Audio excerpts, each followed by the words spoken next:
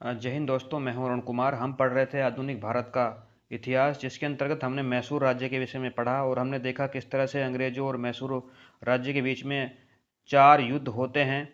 उन 4 युद्धों को हैदर अली, बाद में टीपू सुल्तान लीड करते हैं।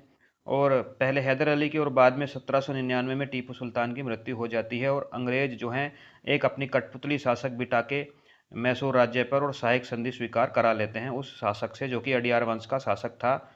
2 वर्ष की उम्र में उसको शासक बना दिया गया एक बच्चे को। तो देखिए, टीपू सुल्तान के बारे में आज हम कुछ फैक्ट हैं जो जानने की कोशिश करेंगे इस वीडियो में। टीपू सुल्तान जो 1782 से लेकर 1799 ईस्वी तक मैसूर राज्य का शासक रहा। 1782 में ऑलरेडी आंग्ल मैसूर द्वितीय युद्ध चल रहा था।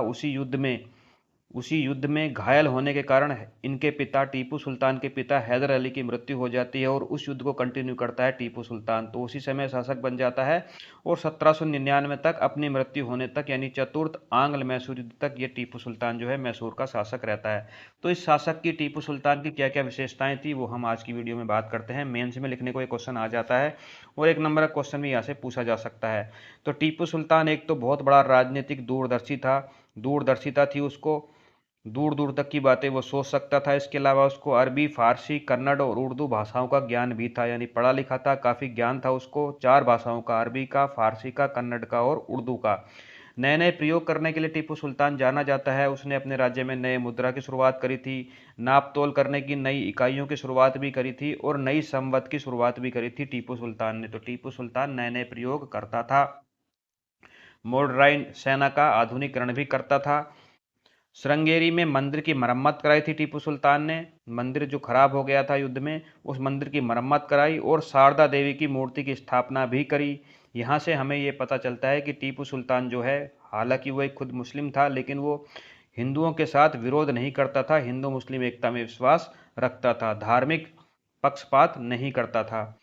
फ्रांसीसी क्रांति से टीपू सुल्तान काफ़ी अधिक प्रभावित था। फ्रांस में उसी समय में, इसके शासन के दौर में ही, यानी 1782 से 1799 के बीच में ही फ्रांस में क्रांति होती है और उस क्रांति से टीपू सुल्तान काफ़ी प्रभावित था। उसी से प्रभावित होकर टीपू सुल्तान ने अपनी राजधानी श्रीरंगपट्टनम में स्वतंत्रता का वृक्ष भी लगाया था और फ्रांस का क्लब जैकोबिन क्लब भी ज्वाइन किया था। पूछा जाता है कि स्वतंत्रता का वृक्ष किसने लगाया था? टीपू सुल्तान ने। जैकोबिन क्लब ज्वाइन किसने कर लिया था? टीपू सुल्तान ने।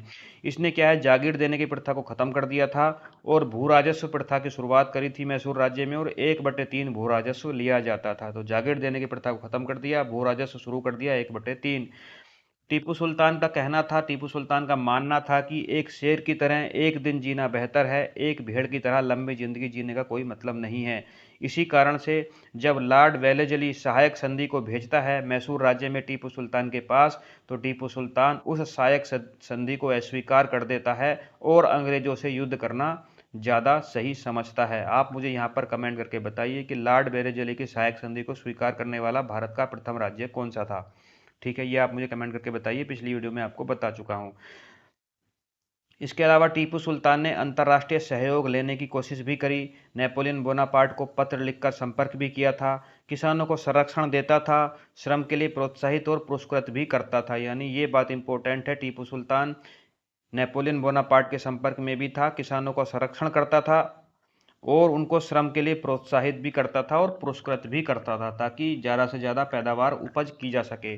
टीपू सुल्तान मानता था कि आर्थिक शक्ति को सैनिक शक्ति की नींव मानता था। ये टीपू सुल्तान का मानना था कि जिस राज्य की आर्थिक शक्ति अधिक होगी, उस राज्य की सैनिक शक्ति ऑटोमेटिकली अधिक हो जाएगी। यानी इकोनॉमिक पावर से ही जो है मिलिट्री पावर आती है, ऐसा टीपू सुल्तान का मानना था। इसके अलावा टीपू सुल्तान, जैसा कि विदेशी कंपनियां भारत में आके व्यापार कर रही थी, फ्रांस, पुर्तगाल, डच और ब्रिटिश ईस्ट इंडिया कंपनी, तो टीपू सुल्तान ने खुद सोचा कि क्यों ना मैं ही विदेशों से संपर्क करके व्यापार शुरू करूं। तो विदेशी व्यापार भी करने की कोशिश करी टीपू सुल्तान ने। कई देशों में अपने दूत भेजे, फ्रांस में, तुर्की में, ईरान में, पेंगू में और चीन के साथ तो काफ़ी व्यापार भी करता था टीपू सुल्तान। तो फ्रांस, तुर्की, ईरान, पेंगू और चीन में अपने दूत भेजे थे विदेशी व्यापार के लिए टीपू सुल्तान ने।